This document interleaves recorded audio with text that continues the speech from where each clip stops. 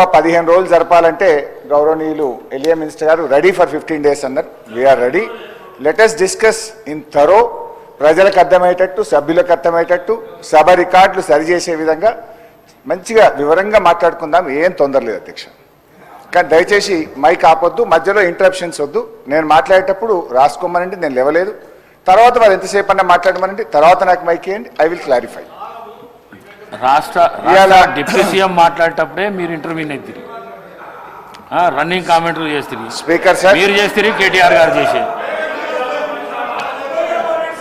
Speaker sir, ఈ కాంగ్రెస్ ప్రభుత్వ తీరు ఎట్లా ఉందంటే, అబద్ధాలు చెప్పు, అవే చెప్పు, పదే పదే చెప్పు, మళ్ళీ మళ్ళీ చెప్పు, దబాయించి చెప్పు, బెదిరించేలా చెప్పు, పెద్ద గొంతుతో చెప్పు, ఎదుటి వారి గొంతి నొక్కి చెప్పు, ఎన్ని విధాలైనా చెప్పు, కానీ అబద్ధమే చెప్పు, ఎట్టి పరిస్థితుల్లో నిజం చెప్పకు అన్నట్టుంది కాంగ్రెస్ ప్రభుత్వ తీరు. అధికారంలో రాకముందు ప్రతిపక్షంలో అదే తీరు, ప్రభుత్వంలో కూడా అదే తీరు ఈ కాంగ్రెస్ తీరు. బహుశా ఇంకో 4 ఏళ్ళు కూడా అదే తీరు కొనసాగిస్తారని కూడా మాకు అర్థమవుతా ఉంది. కానీ మా గొంతు నొక్కినా నిజమే చెప్తాం. మేము చెప్పేవన్నీ నిజాలు, అర్ధరాత్రి నిద్రలో అడిగినా నిజమే చెప్తామని చెప్తూ నా ఉపన్యాసాన్ని ప్రారంభిస్తా ఉన్నాను. అధ్యక్ష, సింపుల్. నేను లెక్కల్లోకి పోయే ముందు I want to set right the house records and I want to challenge the బట్టి గారు. ఒకవేళ నేను ఇక్కడ అడుగుతున్నా అధ్యక్ష, ఇది నేను ఒక నిమిషం ప్లీజ్, ఛాలెంజ్ వద్దండి, మీకు నాకు ఛాలెంజ్ ఎందుకు? ఛాలెంజ్ వద్దు, ఒకటే మాట్లాడి కూర్చున్నా. సార్ హరీష్ గారు, నేను ఒకటే మాట్లాడుతున్నాను, ఛాలెంజ్ చేయట్లేదు వారితో.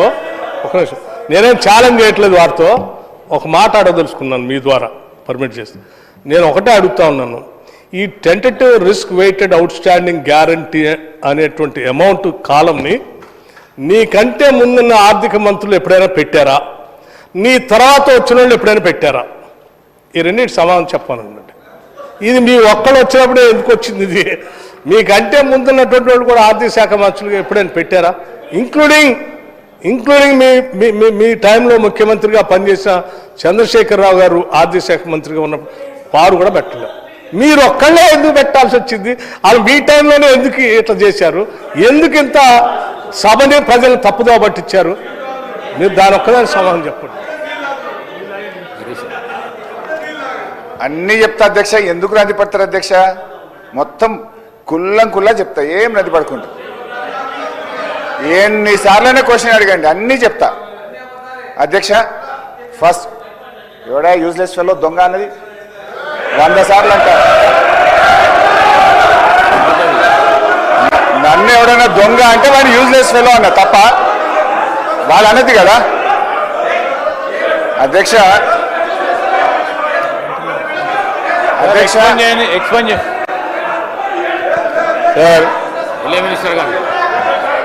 గౌరవనీయులు హరీష్ రావు గారు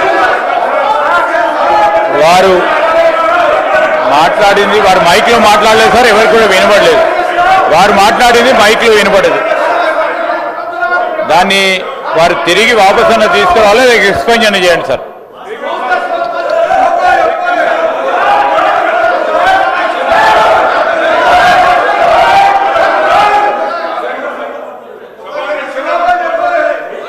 ప్లీజ్ స్పీకర్ సార్, నేను లేచి మాట్లాడుతుంటే అక్కడ నుంచి ఒక గౌరవ సభ్యుడు దొంగ అని నన్ను అన్నాడు. అన్నప్పుడు నేనేమనాలి? అది తప్పైనప్పుడు నేను అన్నది తప్పు. ముందు మరి ఆ దొంగ అని రన్నింగ్ కామెంటరీ చేయడానికి శ్రీధర్ బాబు గారు సమర్థిస్తారా? అందువల్ల అక్కడి నుంచి ఎవరైతే నన్ను రన్నింగ్ కామెంట్ చేసిందో ఆయనను ఉద్దేశించి నేను అన్నా, if you want to expel you can expel both. And Sridhar Babu should say, వాళ్ళకు కూడా చెప్పాలి అట్లా కామెంట్ చేయొద్దని.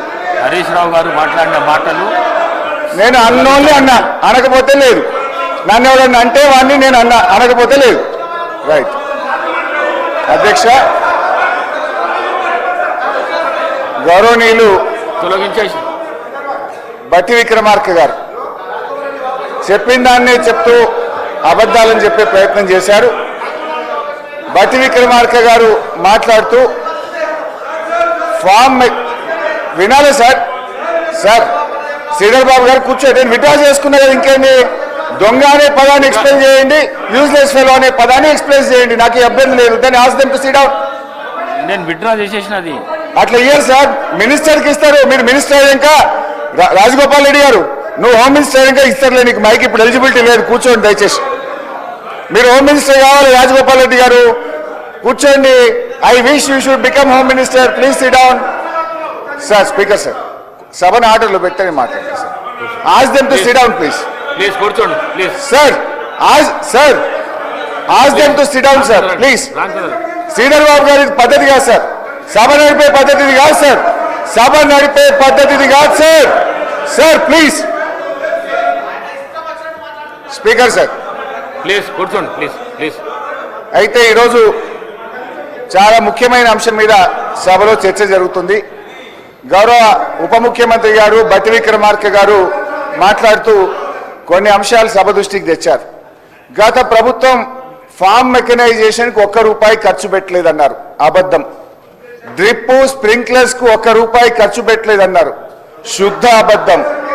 రైతులకు ఇన్సూరెన్స్ డబ్బులు కట్టలేదన్నారు, పచ్చి అబద్ధం.